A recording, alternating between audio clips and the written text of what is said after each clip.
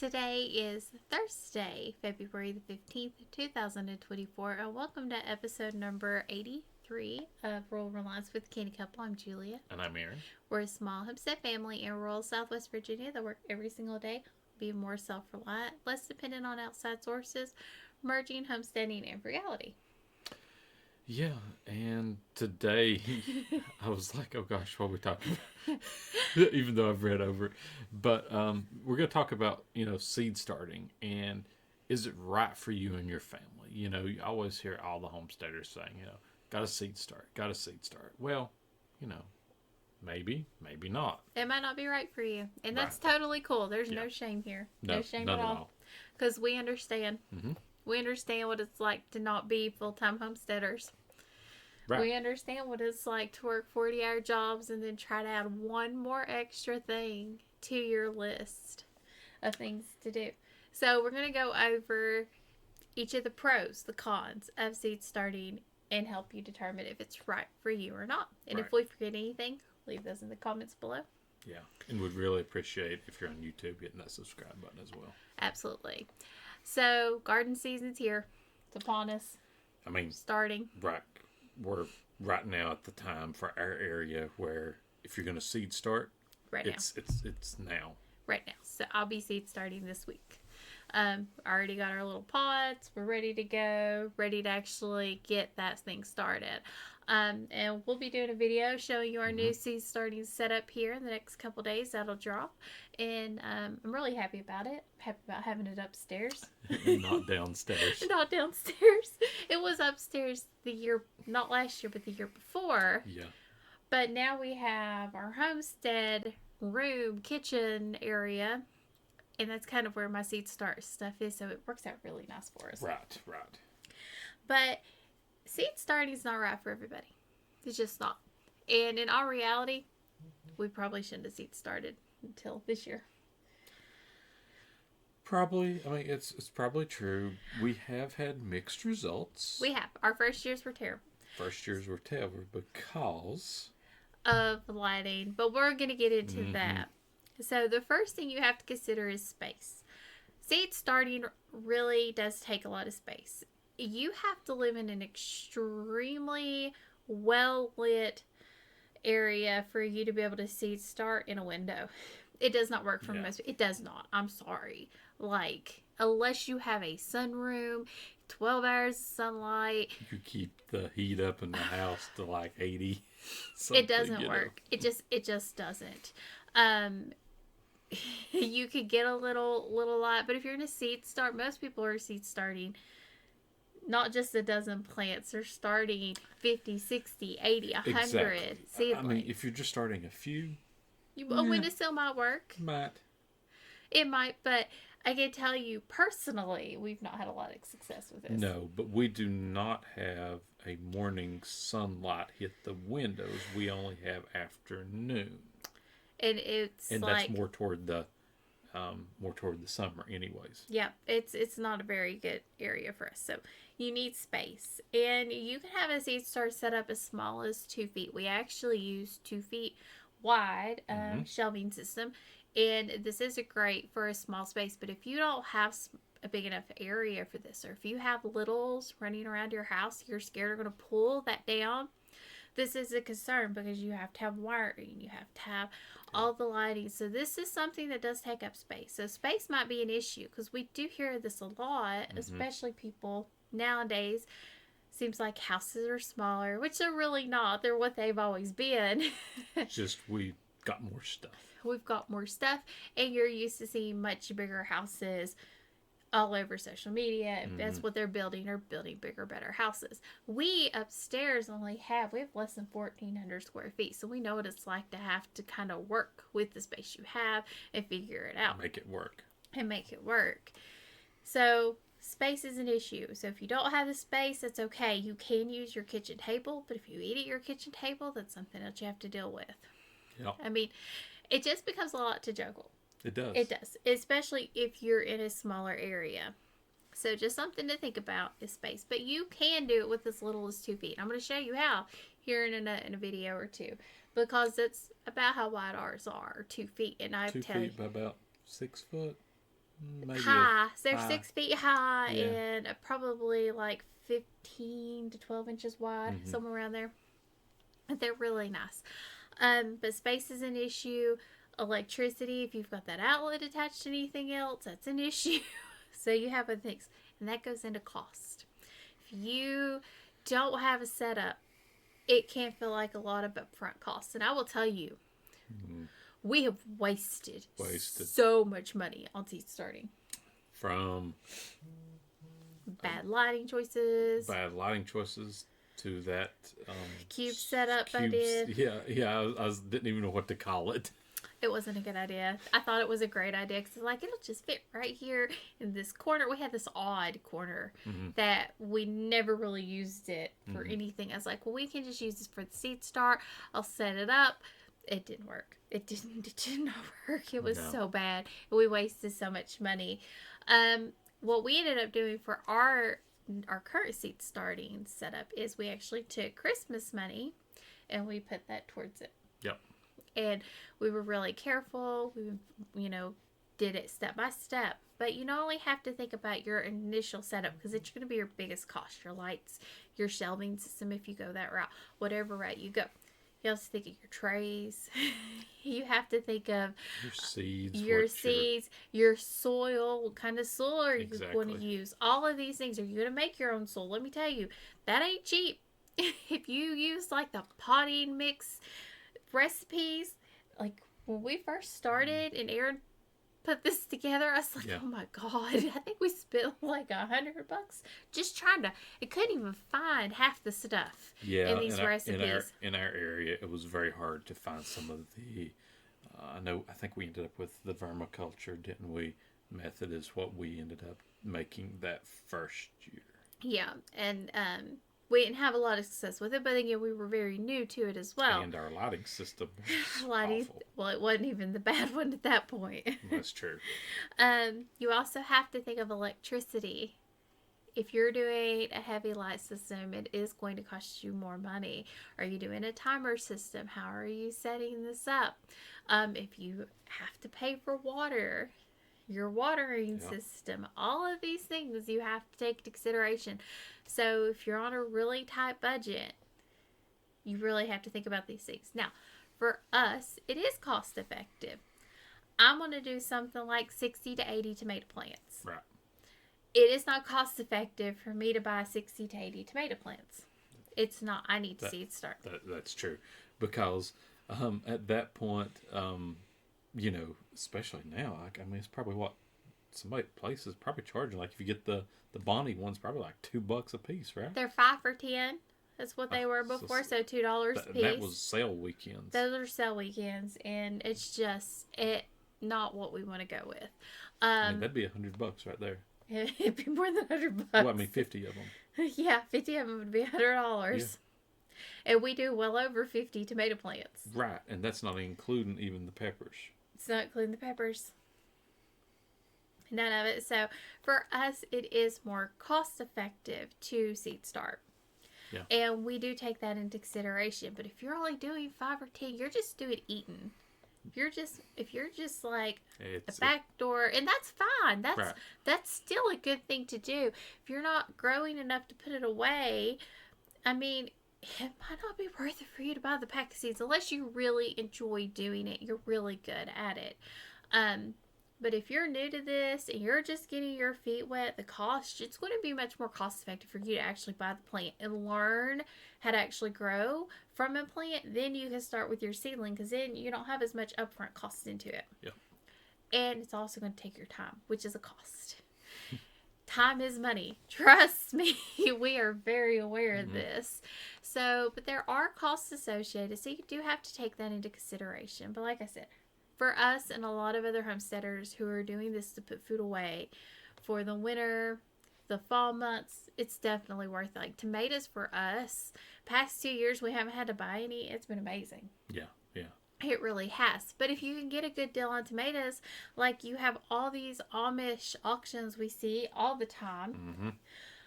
I don't know if I'd grow a garden if I had access to some of these things. I know. Just because you'd just be preserving more and just buying it and I letting them would do put it. that cost there. I would. The amount of time that you save, if you have access to something like that, that is a resource. Unlike anything I've ever seen. Now, us going to the farmer's market and trying to do that around here? Oh, No, oh no. Oh no, no. no. Well, Mm-mm. like $4 or $5 a tomato. That's not a lie. It's Yeah. not an No. exaggeration. Everybody's like, shop at your local farmer's market for good deals. There's no good deals at our local farmer's Mm-mm. market. I don't blame them. I don't blame them. They're trying to make money, and I support them 100%. But we grow our own, and we're Yeah. not growing them to eat. Well, most of the time, not growing things to eat fresh. We're growing to preserve. Um, some things we grow to eat fresh and preserve. Yep. Yep. So just different things you have to consider when you're looking at this. The next one is experience, like we just mentioned. If you're a seasoned gardener, you know what you're doing. I can tell you, a lot of times, I don't know if you remember, like back when we were growing up, they didn't seed start. Now, Did yours? my grandmother and my aunt Opal there, that they would do it with tomatoes. They would seed start tomatoes and supply them for the whole family. See, I don't ever remember mom, dad, and papa. I always remember papa. We would go buy them. No, they were always growing like hundreds, Hundreds of them. What hundreds I of them. could see your, I But could see they, your granny and but uncle doing they, that. but they did them all outside, and you know, we're talking about them being later because it's later in the year by the time they're Because it was ready. warm enough. Right, right. And it was only tomatoes though, nothing else. I have one uncle now that I know the seed starts. Uncle Rex. Mm-hmm. He's the only one that I know the seed starts right now. So I have one uncle that will seed start. But other than that, I don't know anybody who does that kind of heavy start on the front end. Most of the time, you just go by. That's kind of the normal around here. You see, once the plants come out, Yep. oh man, it's a beeline. Everybody's going. Oh, we go and glance. We're looking for things that we might not see very often. We've never seen anything. We did buy to start with. We did buy some banana banana peppers. because we were like, oh, we only need a couple or whatever. I buy marigolds. I do buy a couple marigolds because I've not had success growing pretty things in my garden. First off, I don't put the effort into them. I probably should. That's probably it. Because I know a lot of people say gardens for beautiful things. My Jerusalem artichokes are beautiful to look at. They are. They get tall. They get beautiful. But if it's not as easy to grow as a sunflower where you drop it into the ground and just let it go, I don't want to deal with it. Like, I just don't. That's as hard of labor as I want to do into a pretty plant That you can't eat. that I can't eat. But we will buy marigolds because of the insects and all of that it does help with, and I'll put them throughout my tomatoes. But we get like 4. I mean, that's it. We don't buy more than 4. We buy very few of them. So it's not something that we spend a huge amount of money on. It's more cost effective for us to buy the plant than to seed start it. It really is. It probably is because, for us, we're not putting the time and effort for something He says that's nice. She's not putting the time and the effort into something that is nice and pretty and you can't eat. She would, if you've got the choice between the tomato plant or the marigold, the tomato plant's going to get the attention. Yep, absolutely. Every single time.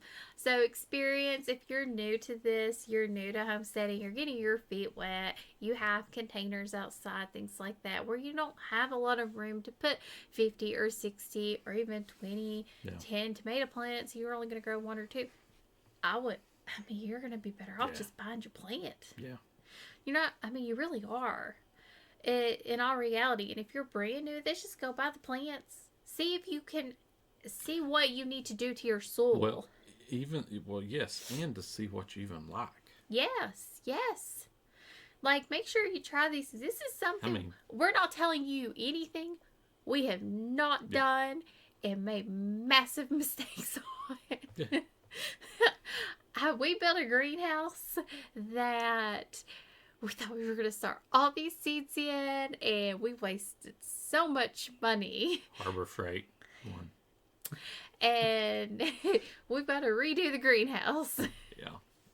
That's Hey, a future project. hey, but I will say It stood. it has stood through 60, 70 mile per hour winds when other stuff on the property has not, just because of how well we anchored this thing down. Yeah, we know anchoring very well. If you Yeah. haven't seen that video, check that out. Um, but experience is important.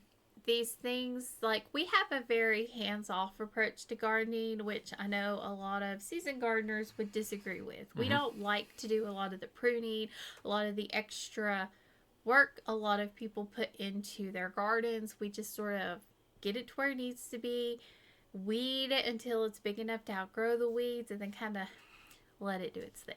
Yeah. It's kind of how we like to approach it. I know a lot of people disagree with that. That's okay. That's completely fine. We're totally cool with that. It just works for us. We have so much other stuff we have to work with. And because of that, I mean, we've learned through experience what really works well for us. I've always done really well with tomato seeds for the most part. Always. Even before I just throw them in the ground, and they came up our first year, we had tomatoes, and then we had more that we threw in the ground that Aaron couldn't eat because they were weird colored. They were like those black and red ones. They were free or something. They were. They just had an odd taste to go with them too. It wasn't like, here's some of these great purple ones that people talk about. These here were just, it felt like you were eating a green tomato. Yeah. But we haven't really gotten to the point where we were preserving our own tomatoes until the past 2 years when I really buckled down to learn how to seed start. Exactly. I mean, I watched a lot of different videos. I did a lot of research while Isabel was small and we were on a feeding schedule with her. And I took what I knew was going to work for me and I forgot everything else that wasn't. Well, if you think about it this way too, because we were seed starting them, it gave us a few extra months, so we had more production. It did. Than compared to us waiting to go buy us seed starting and just getting a couple of months. You can buy bigger. You can buy bigger. They do grow them bigger now, but you're going to pay more for them. Yeah. So if you want one that has more production, at least at our local stores, you could get them where they're like producing tomatoes. Like these things are producing tomatoes. And if you do buy the plants, try to look for them that have multiple plants in the pack. Like that's the way to save. It'll help you save. You can break them apart at the bottom. You just want to be careful. Break them apart at the bottom. And you also want to make sure if you are buying your plants, don't buy them when they pull them out because it might be too early. Make sure you're past your frost date. Yep. Check that. That is so important. Make sure you're past your frost period because if you go take them, or make sure you plan on taking care of them in the house. Yeah. So, next thing is difficulty. There are some seeds that are terribly hard to seed start or have a terrible germination rate. We put out Blue Hubbards. We are hit or miss on Blue Hubbards. Yeah, they're like 50%. No, if that. Yeah. I mean, in all reality. And usually get on the packs of them as well. It says low germination rate. Yep. That will tell you that they're low germination. There's one I'm not even going to try ever again, and that's celery. It's very hard to seed start. You have so many extra steps you have to take for it. It doesn't have any give. You're like on a set schedule once you start these processes. I'll buy celery plants. Yeah, we're actually going to try that this year. Mm-hmm. Several. Because we do like celery, and I'd like to have some freeze-dried and put away for when we have soups and things because we love celery in soup. It's like one of our favorite things to have. But it's one of those, it's very difficult, has no give to it. I mean, it's just hard. It's a hard seed to germinate. I would say if you're a beginner to this and you're wanting to try, tomatoes are so forgiving. They are. They're so forgiving. You can't really mess them up. You can't. I had some I didn't get out till June that I seed started. Started in February. Little things were this tall. We still got tomatoes. A bunch of tomatoes off of those plants.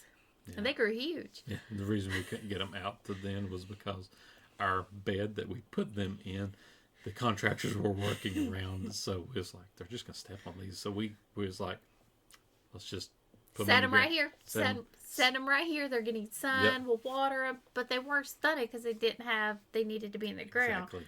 But even if they get stunted, you can still put it in the ground. They'll still grow. Yeah. But yeah, look at difficulty. Make sure you're picking things that are pretty easy for you to start.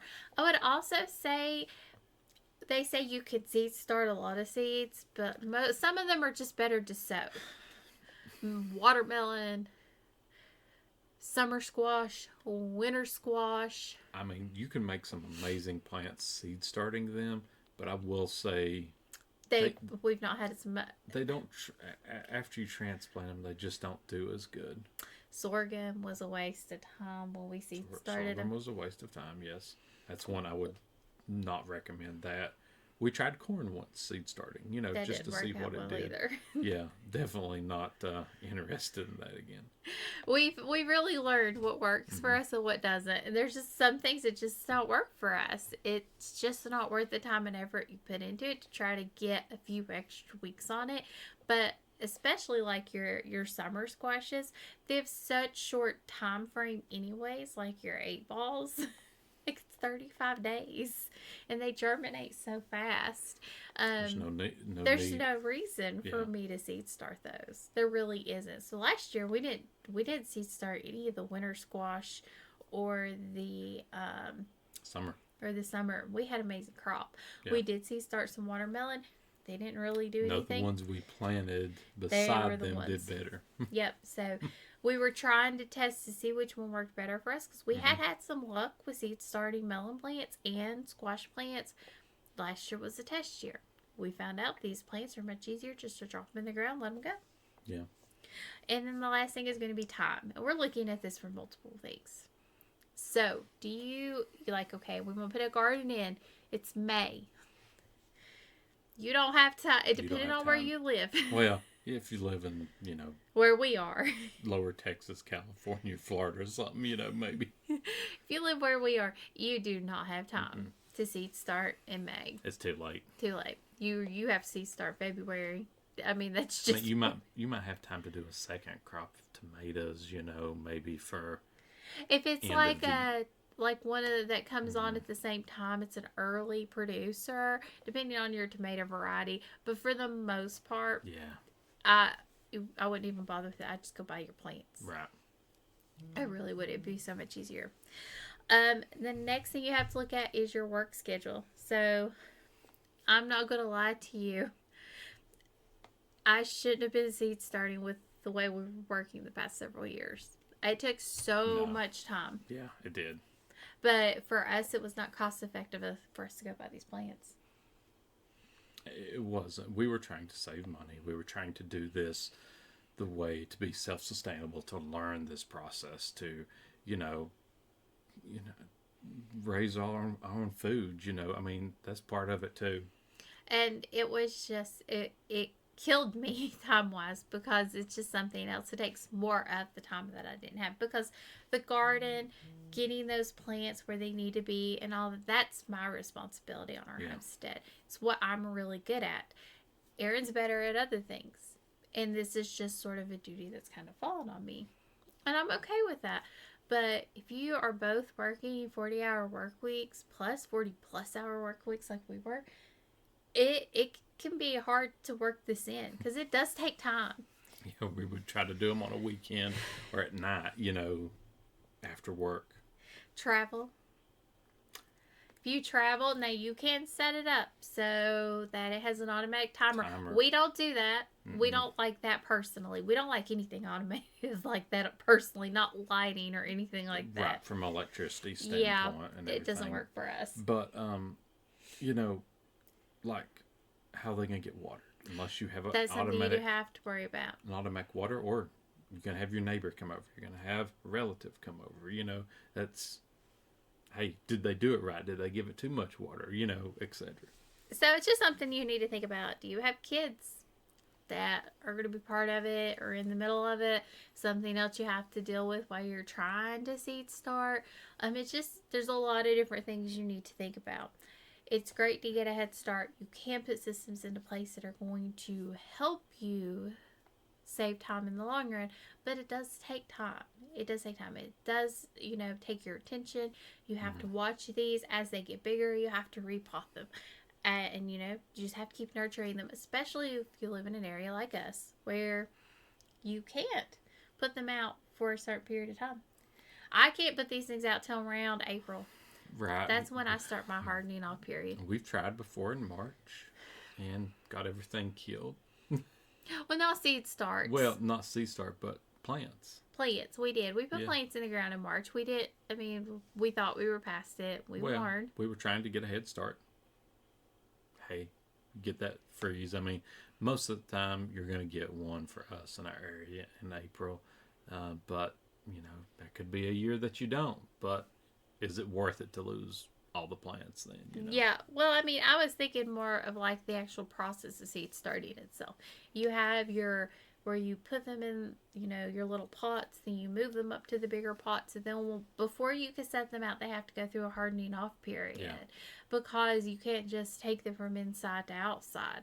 They won't survive. They need time to adjust to those, and then it's going to be kind of cooler those nights, so you're going to be bringing them in, taking them out. This doesn't seem like a lot of time. This takes a lot of time. It takes a lot of effort. We know that because if you're only one person doing it, it's a pain. We had two people handing off, one inside, one outside, one inside, one outside. Just like your morning, evening chore or something else to add to it, Absolutely. It's something you have to make sure you remember to do, to turn on the lights, to turn off the lights. It's just an extra time thing. And I know a lot of people, I like the word bandwidth. Because that's what I felt like. I never had the bandwidth to add another thing to my list. Because I had so many other things I had to deal with. My bandwidth was full. So either something had to come off if I was going to add something else on. Or it just wasn't getting put on the list. Right.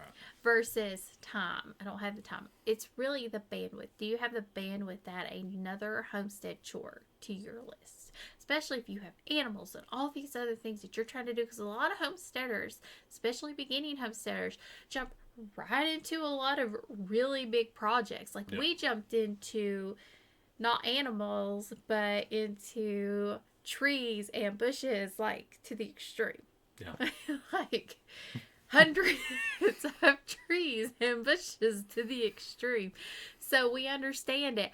But ours aren't as hands-on. Like a tree, you put in the ground and you let it do its thing. Now you do have to do some work. We got some things we got to do this year because we haven't done them in the past few years to make sure everything's taken care of. But those are projects that are like a day or two. If you've got like herd animals, you've got to take care of them every day. That's those are a lot of chores. Yep. It's just another thing you have to think about. And again, there's no shame at all if you decide you're going to buy plants. Yeah. No. And, hey, a lot of times at the flea markets, a lot of people that do seed start will have those a lot cheaper than going to like your big box retailer. Absolutely. Yep. We've actually looked at it for us. Hey, I mean, a lot of times people have them, in the white styrofoam cups for like $1 a piece on tomatoes. Yep. And I will tell you, like, potting, like, we had a lot of issues with potting soil, putting our own together. I actually found last year my potting soil mixes did not do as well as those little pellet mixes, the peat moss pellets. Those worked out so much better for us. I mean, 100 times better. I've not had such a successful rate of seed start than I did with those. So, for me, that was something that I learned last year with all the other things I was trying to use those, because the tomato plants I did in those were 100 times better looking, and I always have good looking plants. Yeah.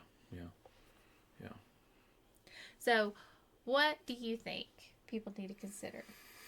Like, what's the most important thing to you? Well, you need to properly research the type of lighting system if you get into seed starting that you do.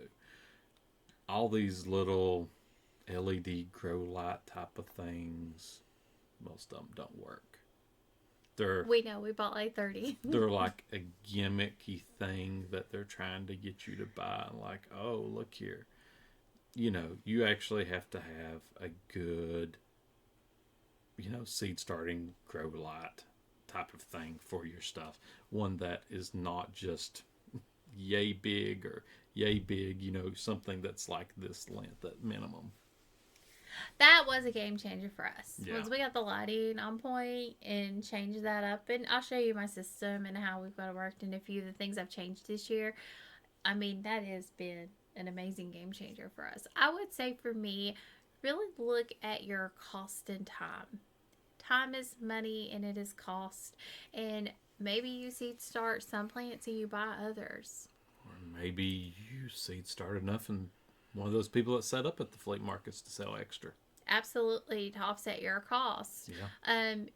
But again, it's understandable and give yourself grace if you are not just a mom but a working mom and you're trying to homestead, because I know a lot of times gardening is put on the woman. The homestead, it's like the gatherer. It's what we do. We gather, we grow the food. It's what we see a lot on all the homesteading channels we watch, and that's awesome. It's cool, and there's men out there that do it too. But it's just one extra chore on top of all the other chores that we have to do, and totally give yourself grace. Buy some plants this year. I might actually buy some broccoli. I might buy a few broccoli plants just to see if I can actually get them to grow. I didn't have much success last year. I'm hoping with it this year. The plants did good. We just didn't have no broccoli. We didn't have any broccoli. So I'm going to try again. I'm not giving up. But I'm going to buy a couple plants just to have to see if it's me, if I'm doing something wrong in the seed start, or if it is, where we're trying to grow them as well. Yep. So.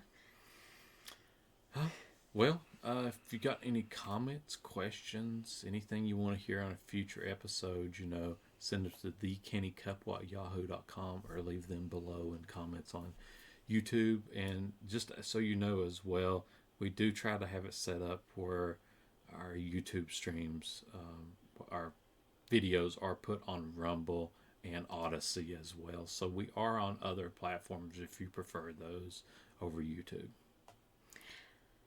Oh, and check out our link tree, which has all of our other content. And, make sure to go over and check us out on TikTok. We'd really appreciate the support over there. And as always, thank you for joining us on Rural Reliance with Canny Couple, where we work hard, live simple, and enjoy life. Have a wonderful day.